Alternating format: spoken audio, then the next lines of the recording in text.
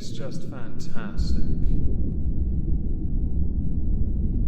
Captain's log, subdates 220510.1. 2 weeks and we end up processing our second quotations famous and quotations person. It must be Christmas. Unlike last week's inmates though, this one has a fetish, and that fetish is not for humans. You're also a kids' TV presenter. This doesn't feel right. Hello everyone, welcome to the Halls of Injustice. Today we welcome another inmate whose number I've forgotten like last week's. His name is Stephen Kish, and he is a cliché to an extent. When you think of kids' TV presenter or those involved in kids' television, what's the first thing you think? If the word is nonce, they have become somewhat synonymous. I prefer to think of kids' TV presenters as freaky weirdos that clearly have issues, mother and or father, where a vast number of them go on to commit horrific crimes, some of whom, thanks to the very company they work for,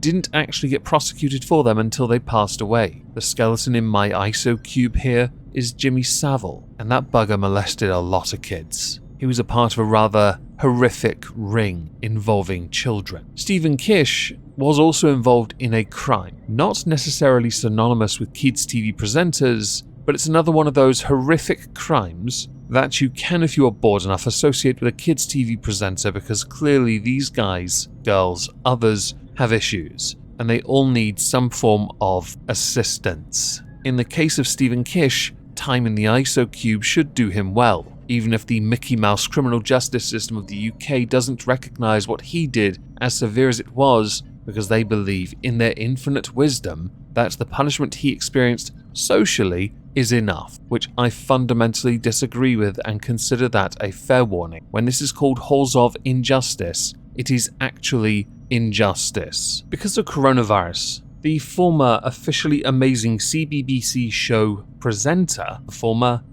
his trial for what he had done was delayed until 2021. Somewhat interestingly, Stephen Kish runs a dog-walking company called Tales of Love. We'll get back to that in a moment. On the show Officially Amazing, what the premise was is he and others would try and set silly Guinness World Records, one of which includes the most farts in 30 seconds of a party horn, along with setting a benchmark for the fastest time to sort 500 grams of peanut M&Ms by colour, and the highest ever score in the world's biggest Pac-Man, which is a web version of the arcade game. In 2018, the police found 6 images on his phone. These images have been determined to be extreme pornographic images. So going back to Tales of Love for a moment, this all ties in, I guess. In these images, in an explicit and realistic way, people were seen performing acts of intercourse or oral sex with animals. The moment those allegations came to light, which he at the time denied vehemently, the BBC removed all episodes from the BBC platform, and no further episodes were commissioned of the show, although I do believe it was cancelled before the allegations came to light. Skipping ahead from 2018 all the way to August of 2021, so around the time some freedom was found. Yay, we're free everyone. Stephen Kish, realizing he was utterly screwed because, well, they had 6 images on his phone, he can't keep denying it forever, decided to enter a guilty plea of possession of extreme animal porn. So I guess now would be a good time to look at what UK law says about this before we get any further into this. Although based on what I'm seeing so far of the time we've gone so far into this, we don't have much to go on, and it's probably going to be short. Sorry folks. So because my Google foo was not up to scratch today, my apologies for that. I am relying on an article instead from JD Spicer Zeb Solicitors, Guide to UK Pornography Laws, where it says, is porn legal in the UK? Yes, you can consume porn in the UK as long as the photograph, film or other material does not fall within the wide range of laws and regulations on pornography and obscene publications. We're still a bit funny about, showing ankle, so if it's anything outside of missionary, chances are you're gonna get fined. So no speed bump, no doggy style, no reverse cowgirl, no blowjobs, we can't risk that, it's a choking hazard. And definitely no anal, because that is sinful.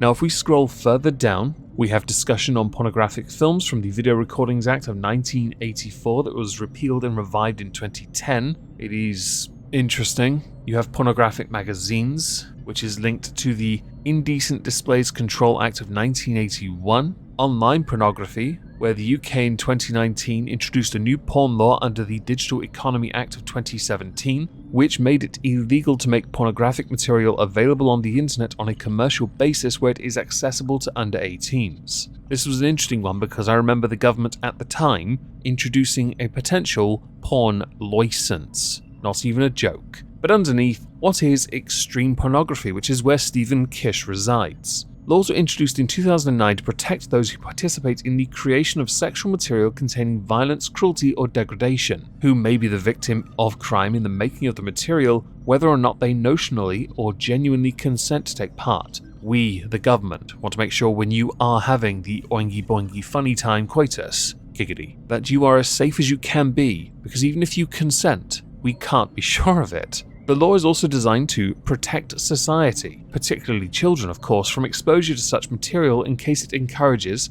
interest in violent or aberrant sexual activity. Nebulous. The relevant law is found under the Criminal Justice and Immigration Act of 2008, which makes it a criminal offence to possess an extreme pornographic image. So what is an extreme pornographic image? An extreme pornographic image is one which is pornographic, grossly offensive, disgusting, or otherwise of an obscene character. That seems also nebulous. Portrays in an explicit and realistic way any of the following: an act that threatens a person's life, an act that results or is likely to result in serious injury to a person's anus, breasts, or genitals, an act that involves sexual interference with a human corpse, a person performing an act of intercourse or oral sex with an animal, whether dead or alive, an act which involves the non-consensual penetration of a person's vagina, anus, and mouth by another with the other person's penis or part of the other person's body, or anything else, and a reasonable person looking at the image would think that the persons,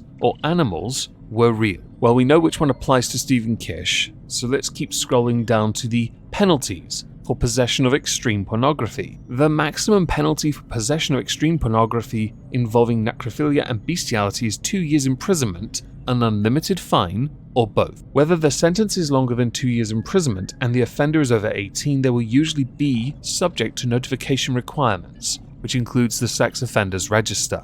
So because Sizzling Steve changed his plea to guilty, we don't really have to concern ourselves with any form of verdict or trial, instead just going straight to the sentence. At Lewes Crown Court, Stephen Kish, Sizzling Steve, was sentenced to 6 months in prison, suspended for 2 years. Judge Rennie told the former presenter, "It is not only the law, there is always the potential for animals to be injured by what is done to them, or what they are made to do. It seems clear to me your thinking and aspects of behaviour are disordered. You used to have your own slot on TV, and yours was a familiar face on CBBC for a number of years. This has been taken away from you, and you may never get it back. What a dramatic and, I have to say, self-inflicted downfall. There will be many people who enjoyed watching your programme and enjoyed your work, and will feel betrayed." Now, my view when it comes to the sentence is, I would not have suspended it. Social consequences should not in any way impact a prison term, but I'm a renowned dick.